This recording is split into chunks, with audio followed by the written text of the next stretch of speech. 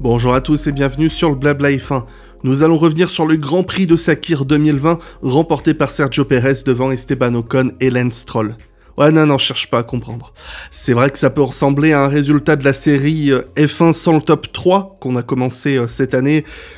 Preuve peut-être que cette outer layer de Sakir a tenu toutes ses promesses, à savoir des trains de DRS, des jeux stratégiques, des dépassements et du fun.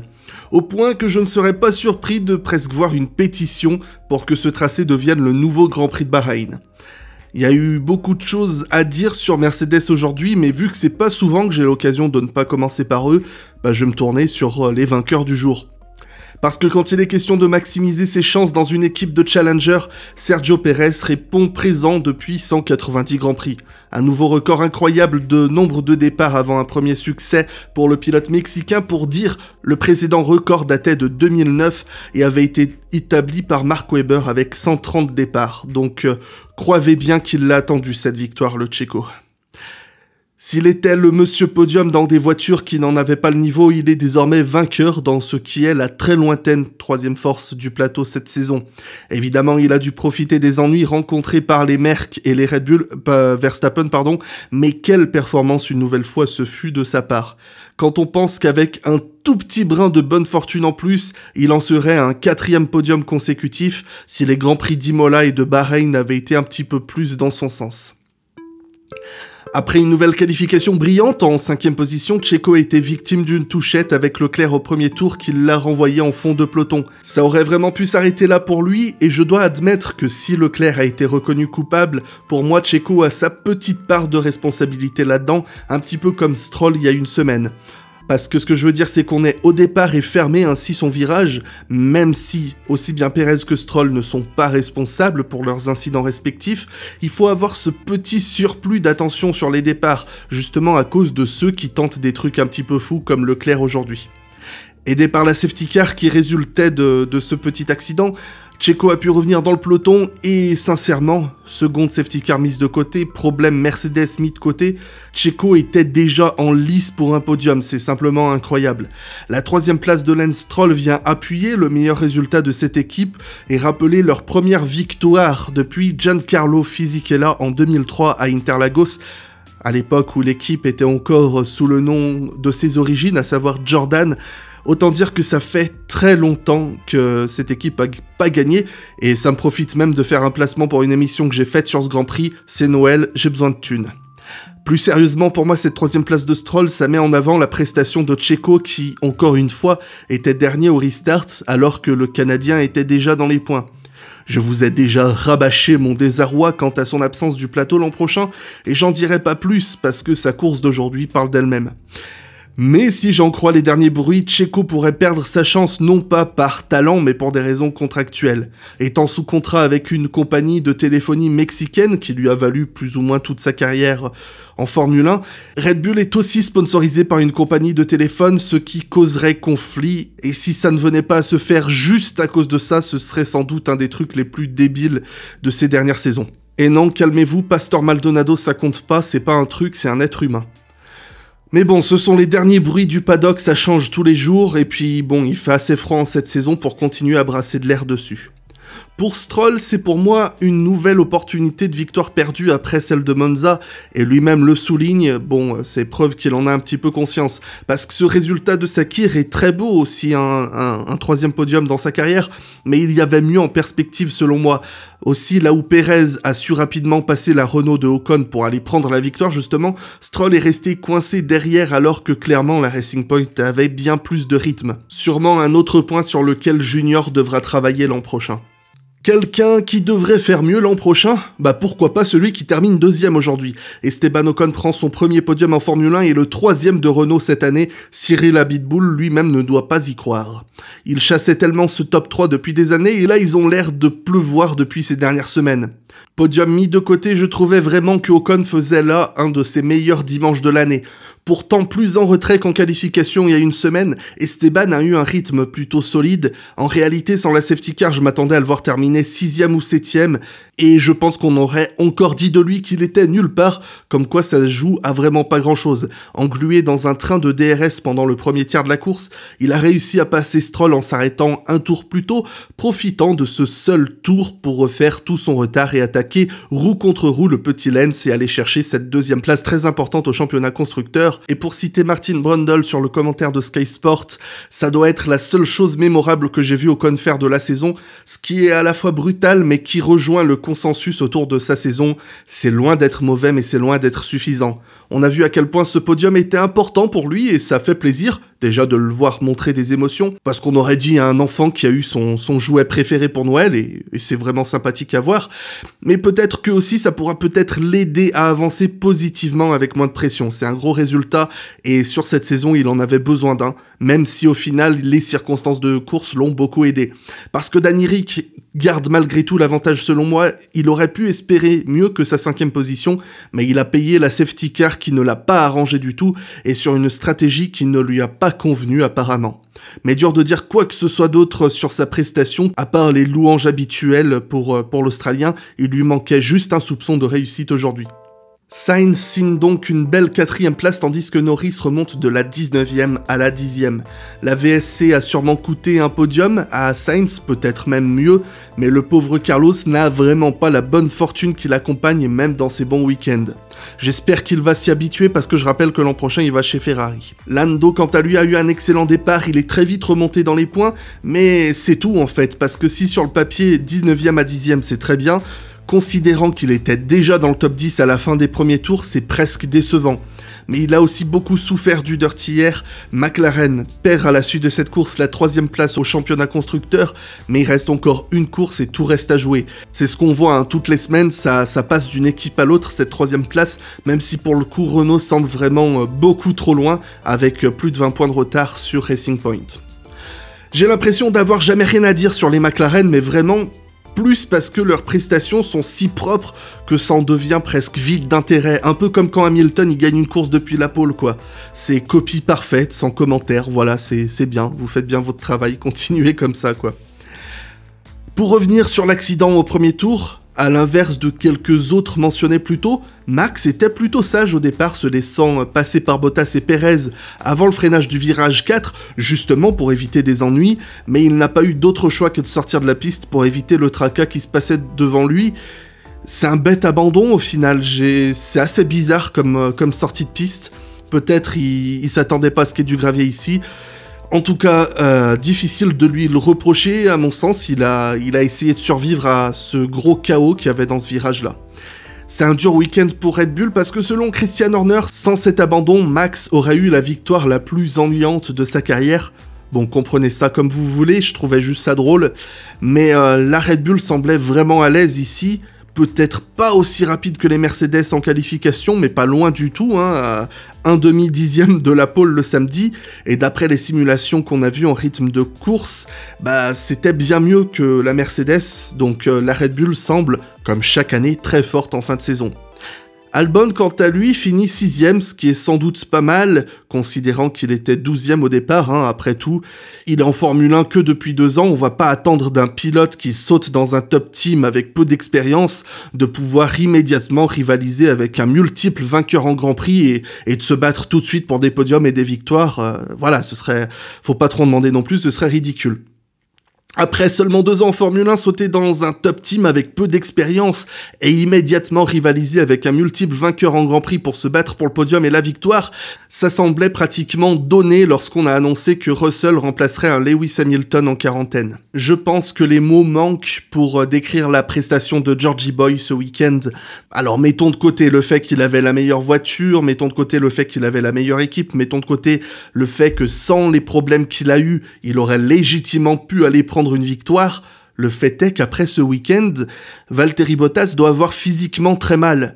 Je parle de ces douleurs émotionnelles qui se traduisent en douleurs physiques. Tu sais, genre les maux de bide, palpitations, coups de chaud, tout ça. À 1/4 de dixième de Bottas en qualif, Russell prend le meilleur envol, mène la course, gère ses gommes, creuse 4 secondes d'écart sur son nouvel équipier, chute dans le classement à cause d'une erreur au stand, effectue une manœuvre magistrale sur Bobo, peut-être même le plus beau dépassement du week-end, un des meilleurs de la saison, même selon moi, et je ne parle pas de sa remontée en fin de course de la 14e à la 9e place en quelques tours seulement, avec le tour le plus rapide en course. Aux yeux du monde des observateurs de la Formule 1, en 3 jours seulement, Russell vient de remettre en question l'existence de Bottas chez Mercedes, et je dirais même de Hamilton. Alors calme-toi 2 secondes, je relativise ce que je dis.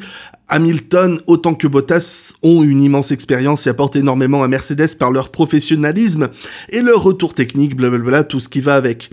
Et puis, voilà, une seule bonne performance, ça signifie pas que le pilote sera capable de performer constamment à ce niveau. C'est trop tôt pour le dire, hein.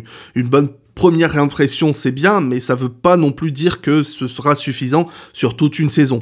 Mais mon but, c'est pas de minimiser l'importance de Tic et Tac chez Mercedes, mais de poser une question volontairement provocante. Qu'est-ce que Lewis Hamilton aurait pu faire mieux que George Russell ce week-end ? Allez, prendre la pole peut-être, ok, on sait que Bottas, il a fait une petite erreur, il l'a reconnu, et on sait que Hamilton, il laisse pas trop passer ce genre de choses. Ok, et après, qu'est-ce qu'il aurait pu faire ? Empêcher une crevaison ? Empêcher l'erreur au stand qu'il y a eu chez Mercedes, puisque cette erreur au stand est due à un problème de communication radio qui a empêché un des mécaniciens d'entendre le fait que Russell allait s'arrêter. Du coup, on a mélangé son train de pneus avec celui de Bottas, ce qui a fait que Bottas, quand il s'est arrêté au stand, on n'avait rien à lui remettre en fait. Du coup, Bottas, il s'est arrêté pour rien. Mais pour rester sur Russell, qu'est-ce qu'on aurait pu attendre de lui en ce dimanche 6 décembre 2020 ? C'est ça ma question. Et en plus de ça, je peux mettre dans la balance les difficultés qu'il a rencontrées avec les facilités qui viennent avec.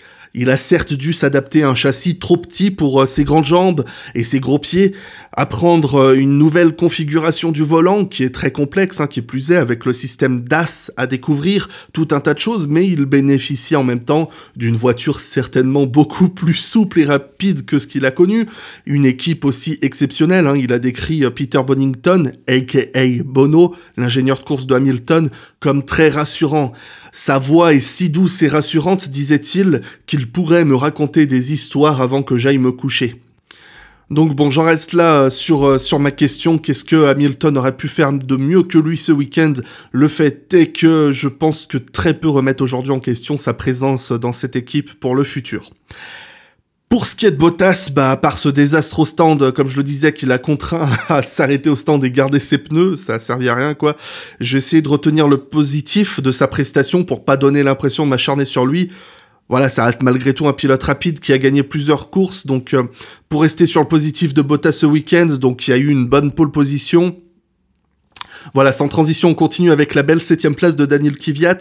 Le pilote russe savoure ce qui devrait être sa dernière saison en Formule 1 avant un bon petit moment, avec une de ses plus belles prestations, 6ème en qualification, et il aurait presque pu espérer mieux que sa 7ème place le dimanche, si la safety car n'avait pas perturbé son résultat, comme beaucoup. Mais voilà, il peut être très content de sa prestation, et voilà, j'ai déjà dit ce que je pensais du petit Danny, mais en même temps, il y a de beaux prospects à l'avenir, mais bon, on y reviendra en temps voulu. Gasly, quant à lui, il a beaucoup plus souffert, parti de très loin à cause de dégâts qu'il a subis en qualification, à l'instar d'autres, comme Stroll ou Sainz, qui ont beaucoup de monde qui a subi des dégâts en qualif. Donc voilà, il arrive à la pire position possible en 11ème place, un week-end à oublier. C'est dommage parce qu'il avait l'air d'avoir du bon potentiel dans l'AlphaTauri. Alors que Pérez gagne le Grand Prix, Vettel compte les jours qui lui restent à souffrir en rouge, et il peut commencer à s'impatienter avant de remplacer le Mexicain. Vettel prenait la défense de ses mécaniciens après le Grand Prix quand on lui demandait pourquoi les arrêts au stand étaient toujours si longs, disant que ce n'étaient pas eux les fautifs. Ça me semble justement, si je l'évoque, c'est parce que ça me fait écho au Grand Prix d'Imola, où il échouait hors des points à cause de son arrêt et s'empressait de remonter le moral à ses mécaniciens. J'aimerais bien savoir ce qui se trame sous cette affaire, pourquoi ont-ils si souvent des problèmes, et pourquoi Vettel part-il à leur rescousse en disant que ce n'est pas de leur faute. Je pense qu'il y a beaucoup de secrets qui mériteront dans quelques années à être découverts. Et pour ce qui est de ses problèmes de rythme, ben voilà, hein, c'est plus un mystère tout ce qui va pas chez lui dans la Ferrari. À l'inverse de Leclerc, par contre, là c'est un gros mystère, 4e en qualif, qu'est-ce qui se passe? Mais encore une fois, il gâche tout au départ, j'ai l'impression qu'il doit apprendre à être un petit peu plus sage, et il le paie cher en étant officiellement hors course pour la 4e place du championnat, aussi hors course pour le Grand Prix de Sakhir, et aussi va subir 3 places de pénalité sur la grille à Abu Dhabi. La semaine dernière, Vettel se plaignait de l'agressivité de Leclerc au départ, rappelant leur crash en Autriche. Peut-être que cette fois, ça lui aura servi de leçon parce qu'il a gâché potentiellement un excellent résultat. Mais bon. Et pour continuer avec les figurants, chez Alfa Romeo, Giovinazzi, bah, il avait un bel avantage sur Kimi tout au long du week-end. Kimi qui nous a offert un beau cours de Beyblade en début de course, à la sortie du virage 3. Pas grand-chose de plus à dire, même si les Alpha étaient pas si mal que ça. Dans l'ensemble, elles restent quand même loin des points. Chez Haas, Kemag, il a fait ce qu'il a pu. Avec ce qu'il avait, hein. De toute façon on sait que la Haas, c'est très compliqué cette année. On peut en dire de même pour Pietro Fittipaldi qui remplace Grosjean jusqu'à la fin de saison. Je dois avouer que le Brésilien m'a agréablement surpris pour des débuts. Il a été irréprochable, propre, aucune erreur, aucun dégât sur la voiture. Et pas si loin de Magnussen que ça pour un pilote qui, je le rappelle, n'a pas couru depuis très longtemps.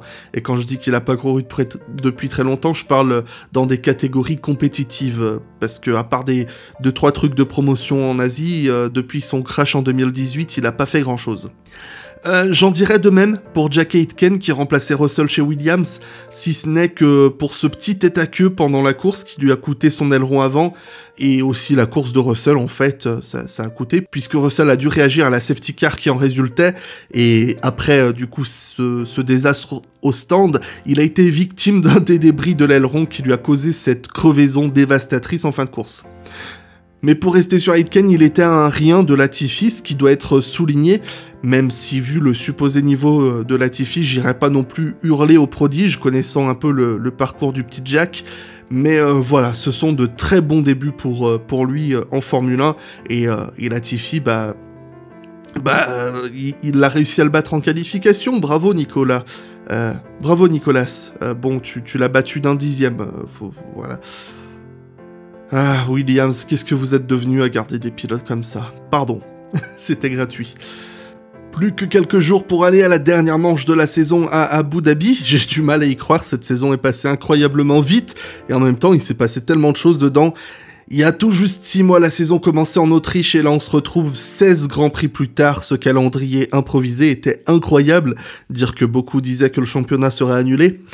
Excellent travail de la FIA, de Liberty sur ce coup-là, le tout avec les mesures sanitaires qui ont été prises très au sérieux, même si on peut toujours avoir une pensée pour ceux qui n'ont pas eu la chance de passer entre les mailles de la contamination, aussi bien parmi les pilotes que le personnel des équipes, de l'organisation, et n'importe qui concerné de près ou de loin avec les Grands Prix.